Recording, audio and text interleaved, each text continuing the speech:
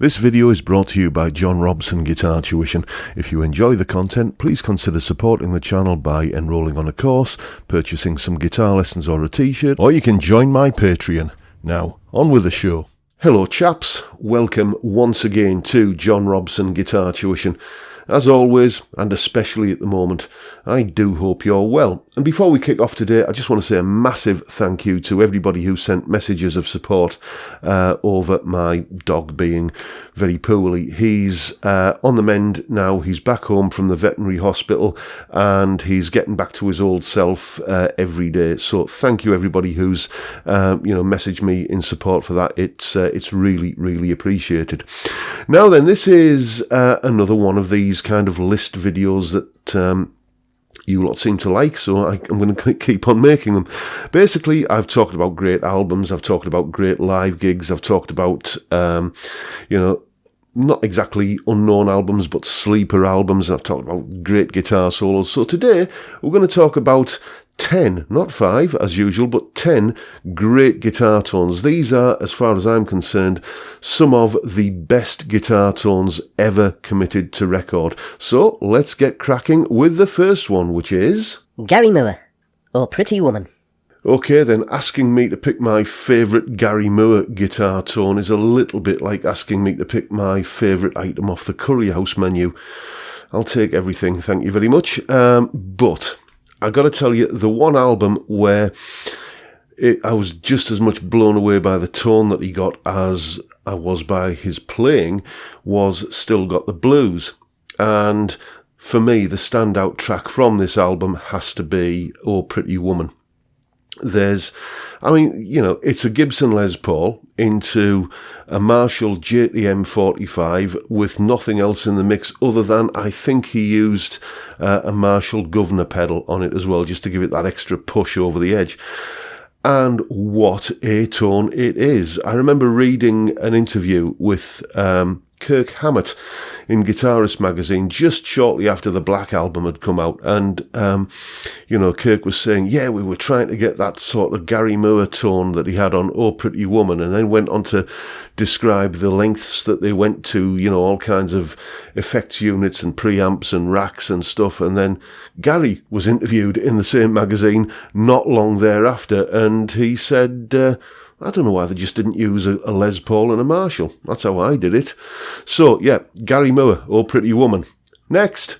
Andy Latimer, The Snow Goose. Yes, now if you don't know who Andy Latimer is, then he is the main man, the main driving force in the band Camel. And this is the title track from their album, The Snow Goose. And once again, it's a Les Paul, this time played into a Vox AC30 with just that sort of break-up kind of amount of gain on there. It's just wonderfully buttery and warm, and it's a sublime tone that absolutely fits the sublime melodic guitar playing on this track. If you don't know it, I just urge you to go and check it out. It is, as I say, it's a beautiful Les Paul tone. In fact, I would go so far as to say that this is, when I think of what a Les Paul should sound like into a semi-cranked valve amplifier, then this is the tone that always comes to mind. So Andy Latimer from Camel with The Snow Goose. Fantastic tone. Next. Hank Marvin, Apache. Yes, indeed. Now, I've spoken about this guitar tone once before in a video, probably at least once before, but it was when I was really, really young, a toddler, like 2 years old or whatever, and it was the first time I'd heard an electric guitar and realised that, music and the sound of an instrument could make you feel happy and excited and all warm and gooey inside. And that's certainly the case with this. It's classic Fender Stratocaster sound, isn't it? Bridge pickup, but pick the strings over the neck pickup, AC30 and a Binson or Echoplex or one of those early tape echo machines anyway, into the mix as well. And it's just a magical recipe. It's one of those definitive guitar sounds that when you think of a Fender Stratocaster, that's kind of one of the things that immediately springs to mind. So, Hank's the man. Next. Eric Clapton, The Pros and Cons of Hitchhiking. Okay, let's talk about the Blackie paradox. What do I mean by that? Well, Blackie was Eric's famous mongrel Stratocaster, his Bitzer, his parts caster, if you like. And I don't think he's ever had a better guitar sound than he had with that guitar. It was visceral and biting, but still managed to be fat and warm, especially when he played it on the bridge and middle pickup settings. And the paradox is that while he had that superb guitar tone happening, that was throughout the 70s and into the early 80s. And even he, in his autobiography, admits that that wasn't his most inspired period of his career. But occasional flashes of brilliance would come through. I'm thinking of that Carl Perkins rockabilly session that I've mentioned many times before in these videos. Even, some of his less inspiring albums, I'm thinking of perhaps Behind the Sun as an album, would have the odd great solo on it. Check out Forever Man from that album. Fantastic solo. But for me, the crowning glory of the Blackie years has to be this guitar solo from the title track of Roger Waters' album, The Pros and Cons of Hitchhiking. It is utterly superb. Playing, phrasing, just Eric on fire, really. And, he's got Blackie there as his companion, and it is just a magical, magical recipe. So there you go. Check it out if you don't know it already. Next. Peter Green, Albatross. Okay, this was almost a case of the same guitar appearing twice on this list. As we all know, Peter Green's famous Les Paul ended up in the hands of Gary Moore for a number of years, but that wasn't the Les Paul that Gary played on Oh Pretty Woman. So, it would have been poetic if it had been the case, but it wasn't. Anyway, yes, Albatross, it's just, for me, the definitive sound of an electric guitar, pretty much. It's warm. It's as warm as a tin of Heinz tomato soup on a cold day. It is just utterly mesmerising. It's a beautiful, beautiful guitar tone. I'm sure there are some gear geeks out there who can tell me what Peter was plugged into when he recorded that. I should have Googled it, but I'm on a bit of a tight schedule here and I didn't have time. So whatever he was plugged into, it is just a beautiful, beautiful sound, and warm, buttery, but still kind of transparent. It never gets to that point where it's just overly bassy and kind of muffled sounding. It's just a beautiful, beautiful guitar tone, and I think a lot of it had to do with the fingers involved, let's be honest. So yeah, Peter Green, Albatross. Next. Stevie Ray Vaughan, Voodoo Child, Slight Return. Yes, indeed, Stevie. Okay, this version of Voodoo Child Slight Return is probably the one tune that got me into Hendrix. Growing up as a kid, you would see clips of Jimi Hendrix on TV, and it was always howling, banshee-like feedback and him smashing a guitar or setting fire to a guitar, and then everybody would kind of say, oh, he was a genius. And I'm thinking, what? But then I heard Stevie playing Voodoo Child, and wow, yeah, okay, that then made me go back and check out Hendrix in a more, serious way, because I just hadn't been motivated to do that, given, as I say, the smashing and the fire and the feedback and everything that was always how he was portrayed on TV, on TV shows and stuff. So, yeah, I mean, what a tone Stevie gets on this, I mean, what was he using, like 13 gauge strings on a Fender Stratocaster, and not the easiest thing on the fingers, but dearie me, it's got to be worth it if you can get a tone like that. Just a fat, ballsy, warm, but again, got that visceral, biting edge to it. It's just a superb, superb guitar tone. It's that kind of neck single coil, brass knuckled Texas blues guitar sound that, is still one of my favourite sounds. I always, if I'm kind of getting a guitar, that's one of the sounds I need to get out of it. I need a good ballsy neck single coil pickup, because if I'm missing that on a guitar, then it just doesn't really cut the mustard for me. And I've got to say, it's largely due to the influence of this track. Absolutely superb guitar tone and superb playing, it has to be said. So, Stevie Ray Vaughan, let's see who's next. David Gilmour, In the Flesh. Okay then, here's a bit of a pub trivia quiz for you. What was the Christmas number one in the UK in 1979? And when you ask people that, they always start thinking, oh, was it that Boney M thing, or was it the Slade Christmas single, or was it the Wizard Christmas single? And they start basically kind of going through mentally all of the pop Christmas tunes from the 70s. But it was none of those. It was Another Brick in the Wall by Pink Floyd, Christmas number one, 1979. And like many people, that kind of encouraged me to go out and buy the album, The Wall. And when you lift that needle onto the vinyl, as you did in those days, and you just hear that enormous sounding David Gilmour riff from In the Flesh, you know you're in for a very, very pleasant experience. It is an incredibly fat guitar tone.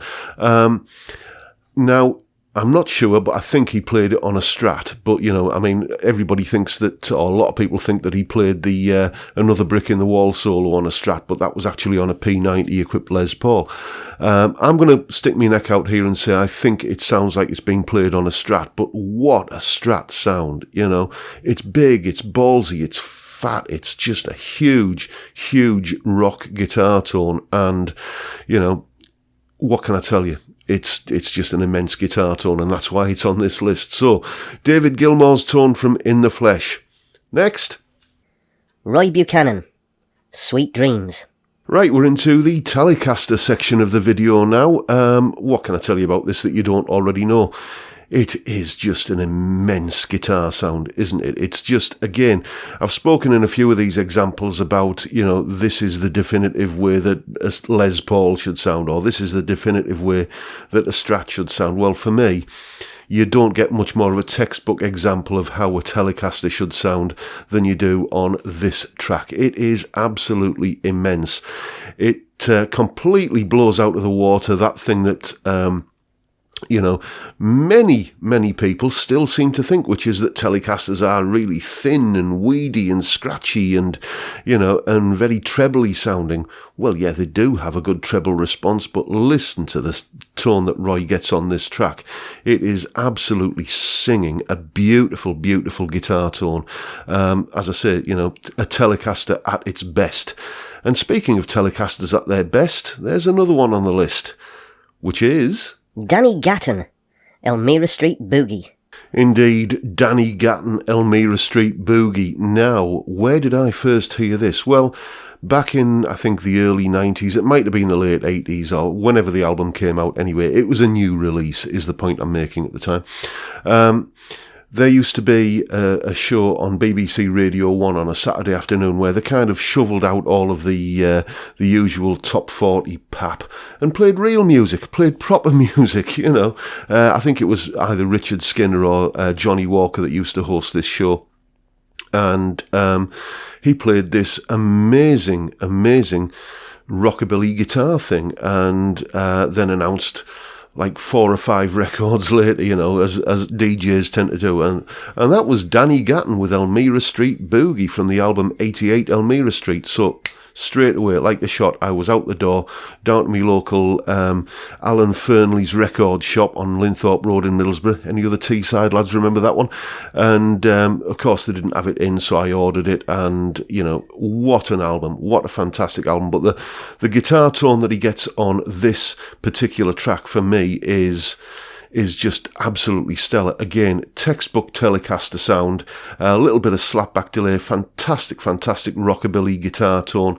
And he actually, when you listen to the track as well, he actually kind of quotes other kind of famous guitar solos in there. He goes into a little bit of Rock Around the Clock, and he goes into a little bit of Smokestack Lightning. But all the time, it's unmistakably Danny, and a fantastic ballsy, warm, but biting, trebly, at the same time, Telecaster tone, just magical, magical guitar tone. And, you know, that's why it's on this list. So there you go, Danny Gatton, Elmira Street Boogie. What's last? Ritchie Blackmore. All Night Long. Indeed. I bet there's some people out there who didn't think there'd be a Ritchie Blackmore entry on this list. I may, in one or two videos, have said that I'm not the world's biggest Ritchie Blackmore fan, and I stand by that. You know, you think of certain solos that he played that were just, you got to think, well, what was he thinking? You know, Knocking at Your Back Door from the album Perfect Strangers, which was, you know, the classic Mark II lineup of Deep Purple back together again, reunited in the early 80s. And, you know, that solo on that track for me is just, well, I just can't get my head around it. I won't dwell on the negative here. Let's get to the positive. I think that Ritchie's tone on this whole down-to-earth album that he did with Rainbow is just fantastic. You listen to that first track All Night Long, and it's just gobsmackingly good guitar tone. It's like one of those things where if I heard that guitar sound in me head, if I was going to do some recording, I thought, okay, that's kind of the sound I want. My natural instinct would be to pick up a guitar with humbuckers, maybe, you know, a Les Paul or, you know, something of that ilk. But Ritchie got that sound out of a Strat. And once again, I think there's got to be something about the fingers that are involved here. You know, he definitely did a good day's work when he recorded that album, or however long it took. Fantastic, warm, ballsy rock guitar sound, as it should be, frankly, in my opinion. So there you go. That's the last one on the list. Ritchie Blackmore, All Night Long, or frankly any track from the Down to Earth album. And that's pretty much all I've got for you today, folks. I hope you enjoyed the video and found it entertaining or interesting in some way. And if you did, please hit the subscribe button and the notification bell, and why not give me a like while you're at it. If you're interested in getting a Fret Zealot tuition aid, you can get one a little bit cheaper thanks to yours truly. Just use the link in the description and the discount code that you can see on screen, which is also in the description, and you'll get a little bit of money knocked off thanks to yours truly. And that's all for today, folks. I hope you've enjoyed it. Thank you for watching. Thank you for your time. Stay well, stay safe, above all, stay sane, and I'll look forward to seeing you all again next time around. Bye for now, folks.